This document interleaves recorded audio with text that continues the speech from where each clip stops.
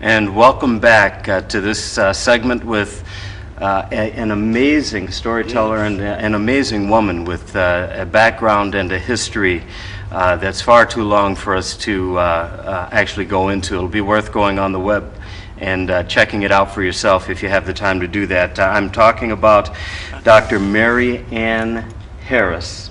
So nice to have you on this program. Thank you for inviting me. Well, I tell you, as I've looked at your resume, your history, going back even into the 60s, it's just amazing some of the things that you've done, especially in education. Yes. But now I'm curious about something. I saw that you were into health, physical education, gerontology at one time, and then there seemed to be a change in terms of the focus of your career. Can you give us a little bit of a background as to who you are, where you started, where your interests were, and how they basically morphed into becoming the storytelling and educational person you've become? Yes, I actually started out at Knoxville College, Knoxville, Tennessee, and majored in health and physical education. I actually went to Knoxville because I couldn't get this Tennessee State with a scholarship. So therefore, if I got an academic scholarship, I was trying to get the Tennessee State for athletic scholarship. My goal was to be in the Olympics. I used to run track. And so I went to Knoxville College on an academic scholarship. And we had to volunteer. So I started volunteering at the senior citizens home down the hill from Knoxville College with the Girl Scouts. And they would always they always talked about their grandchildren, and I would say, well, my big mama Annie Mae said. So I started telling stories about my big mama Annie Mae. And every time I would visit, once a week, they wanted me to tell them about Big Mama Annie Mae. So I started telling Big Mama Annie Mae stories. So storytelling, I think, just came about as a result of that. Now, you know, obviously, Norma Powell. How long have you and Norma known each other? I've been knowing Norma for over 15 years. That's right. She's been involved in the storytelling. And you're both a part of the Cleveland Association of Black Storytellers. The Cleveland Association of Black Storytellers. Also and the known National as CABS. CABS. And you're president of the National. That's something that we're very proud of, that the president of the Cleveland Storytellers is also the president of the National Storytelling Conference, and that's for storytellers all over the country. And this lady right here, she's in charge of all of us. That's wonderful. Let me ask you something kind of fundamental, though. What is the definition, from your point of view, of a story? Well, a story is something that informs you. It's something that entertains you. It is something that educates you. It's something that makes you feel that you're in that place at that time, and you can feel free to just imagine where you want to be or how it all came to the ending. What lesson did you learn from that story? And how perhaps you became who you are, because we always we really have stories and ideas about who we are that sometimes even change over a period of time. And I wonder how the stories that we tell each other, you know, you look at something like Johari's Window, and when we see ourselves in terms of how we see ourselves, how others see us, and so forth and so on. And you see the mental health issues that we're having in society now. Some of that may involve a breakdown of the stories that we believe about ourselves and who we are. So what's the importance of storytelling, do you think, to cultural and even personal well-being? Well, culturally, I believe that we all should hear the stories of how we came to where we are today, and those are passed along from your family. You see, it's important to learn how your family came to the position it is. How, for example, we came to be, for example, I listened to my big mama Annie Mae, and she says, Well, how did I get to Cleveland, Ohio? Well, it goes back a long way to Moultrie, Georgia, where I was born. And from there, it goes on back to my great-great-great-grandfather and great-great-great-grandfather, who actually lived on a plantation. And being rooted in that way to your family and to your history is a part of personal mental health, understanding who you are and becoming a more fully human being. Exactly. It helps you feel that you are somebody, that you had a beginning, and that there, as you progress through life, that there's some significance to where you are and where you want to be or where you are going. Now, you're going to tell a story today, I hope and trust. Is that right? Yes. Before we get to that, I do want people to understand some of the other things that you're doing now. You're involved in education. In fact, you are a media specialist. Yes, I am. Tell us what you're doing now in terms of education here in Cleveland. Well, actually, a media specialist is a school librarian. That's my job. And what we do is try to help students, teachers, and the community, people to come into the school library, to understand that the first source that you look at is not the only source. You can't start with one source or stop with one source. You must read the sources and continue to read and go from one source, check that next source, and continue to check the sources. It's called primary sources.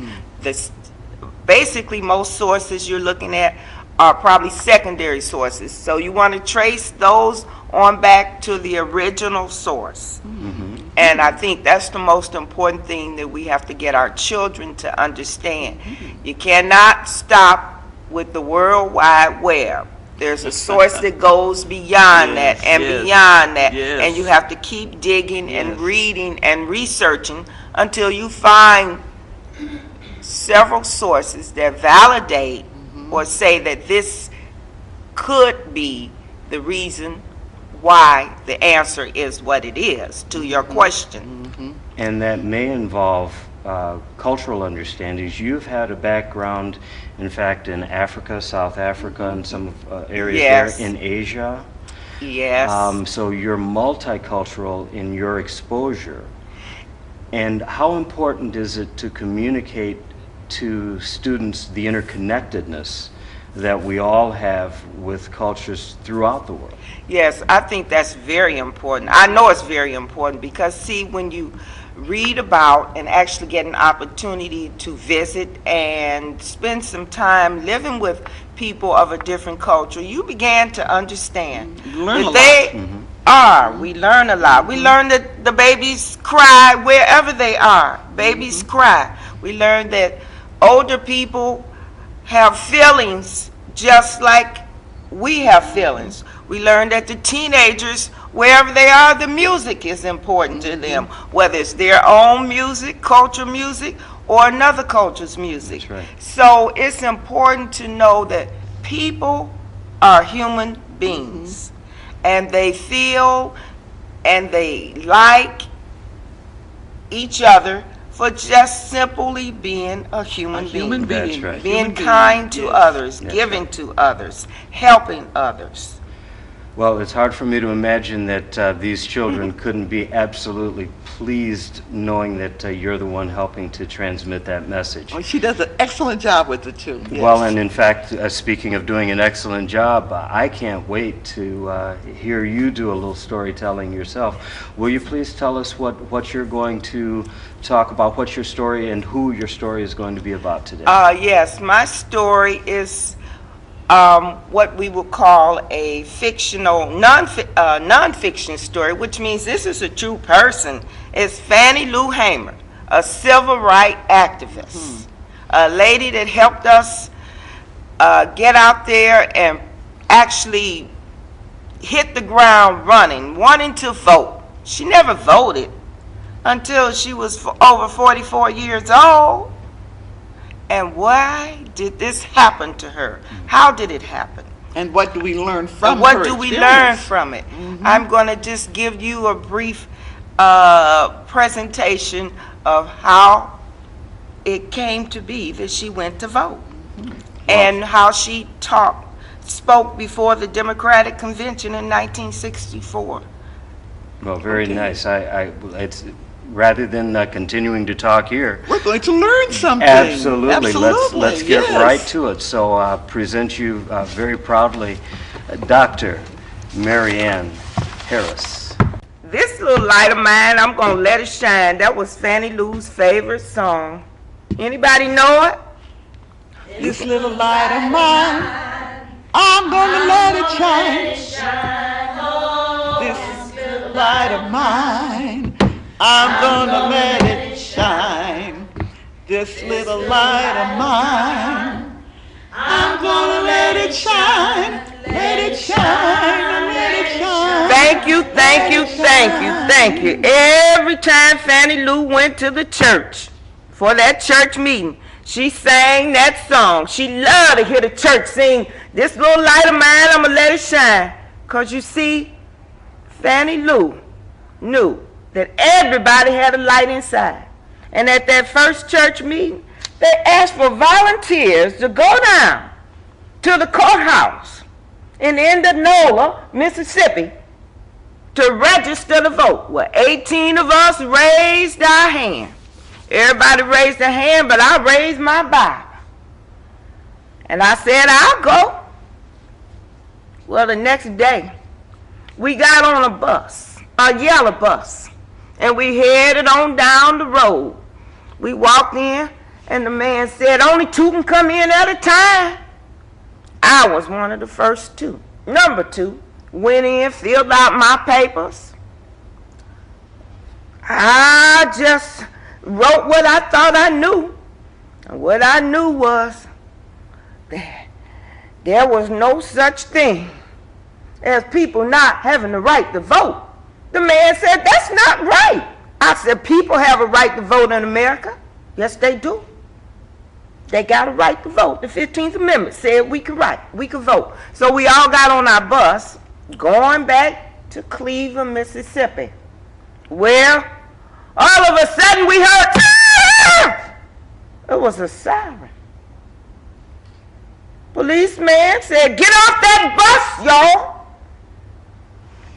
Now everybody sat there quiet but me.